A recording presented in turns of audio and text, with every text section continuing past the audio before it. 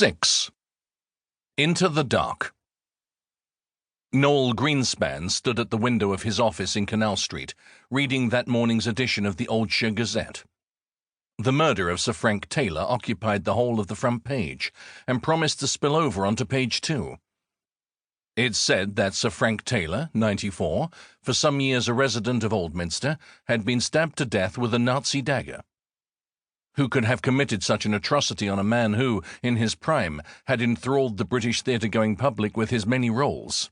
Cinema-goers, too, would not forget his contributions to the cinematic art. Would there be anything in it for him?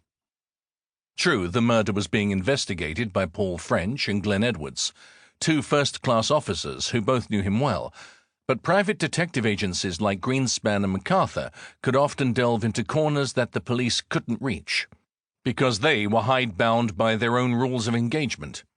The day had decided to mourn in sympathy, and rain glistened on the pavements down below in Canal Street.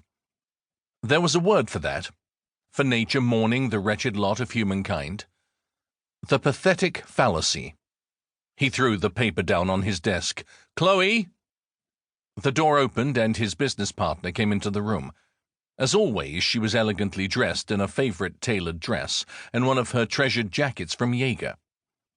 Chloe had been with him for 7 years, during which time he had trained her in the business. Just recently she'd become a partner in their thriving detective agency. She was his eyes and ears, skilled in the arts of eliciting information. They both pretended that their relationship was entirely professional, but they knew, deep down, that it was more than that. She was a widow. He was divorced.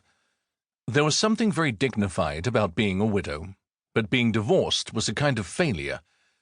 People wondered who had been the innocent party, as though the anguish of that kind of final separation was the culmination of a battle between good and evil. Life was more subtle than that. "Chloe," said Noel Greenspan, "we have just lost the greatest Macbeth of the age. Like Hamlet's father, he was the victim of murder most foul. Still, he was 94.